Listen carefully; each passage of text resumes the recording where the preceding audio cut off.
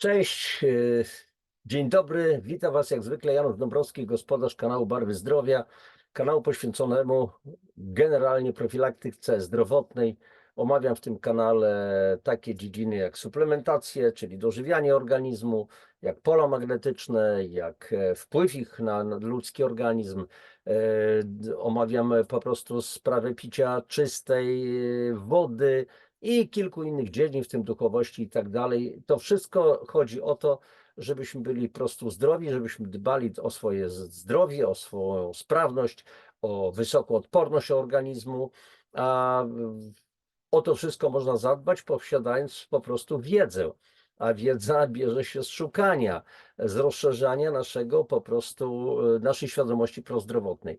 Dzisiaj znowu cytat z księdza profesora Włodzimierza Sedlaka. Dla mnie jest absolutnym autorytetem w dziedzinie ekosystemu elektromagnetycznego i dzisiaj właśnie sprawa mikrofalówek. Swego czasu napisałem taki artykuł Kuchenki mikrofalowe precz z naszych kuchni.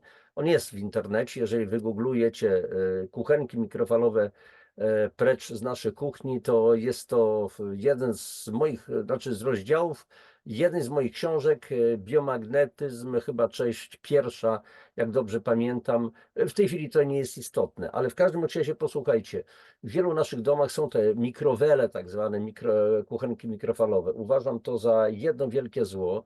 Chcę powiedzieć tylko, że Rosjanie, którzy znają się bardzo na rzeczy, do czasów prezydenta Michaiła Gorbaczowa nie mieli prawa ani produkować, ani kupować tych kuchenek. Kuchenki mikrofalowe wymyślili Niemcy na potrzeby żołnierzy swoich frontowców w czasie II wojny światowej i oczywiście fajnie szybko zagrzać jakieś pokarmy, to tak błyskawicznie idzie.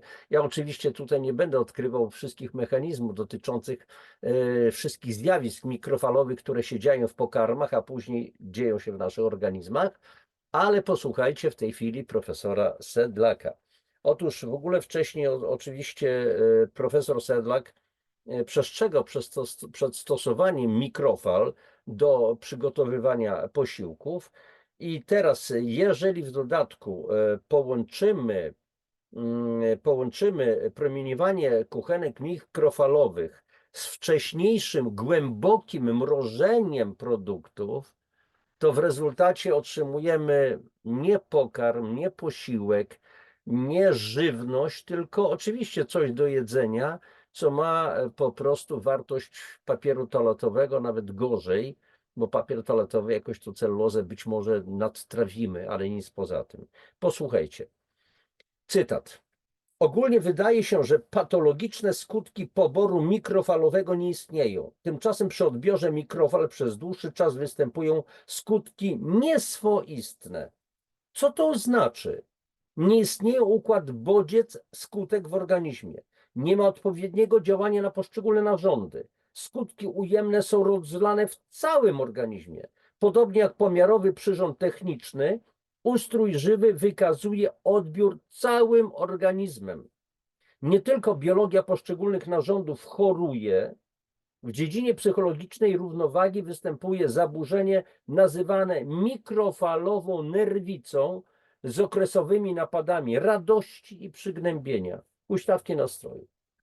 Szeroko przekraczane dobre i złe samopoczucie bywa w formie wahadła nastrojów. Na mikrofale reaguje system trawienny, sercowy, krążenia, zmienia się samopoczucie psychiczne wyrażane zmęczeniem czy apatią. Reaguje również system rozrodczy męski. Mikrofale uszkadzają spermatogenezę. Tuż na marginesie od razu powiem, my Polacy mamy w tej chwili ogromny problem z płodnością, raczej z niepłodnością i bezpłodnością. 1,5 miliona polskich par nie może się doczekać dzieci. Jaka jest tego przyczyna? Oczywiście część przyczyn to leży w żywności, w potężnym zakwaszeniu organizmów, ale smog elektromagnetyczny również zakwasza potężnie organizm. Kontynuuję cytowanie. Mikrofale uszkadzają spermatogenezę, powodują też uszkodzenie bębenka słuchowego. Występuje często zmętnienie części przeziernych oka. Mikrofale powodują zaburzenia morfogenezy, przyczyniając się do bardzo poważnych teratogennych, prowadzących ku nowotworzeniu, uszkodzeń życia płodowego. Teratogenne uszkodzenia powodują niedomykalność zastawek sercowych, rozszczepienie kręgosłupa, wodogłowie, uszkodzenie twardego podniebienia, niewykształcenie kończyn, asymetrię twarzy, ślepotę itd.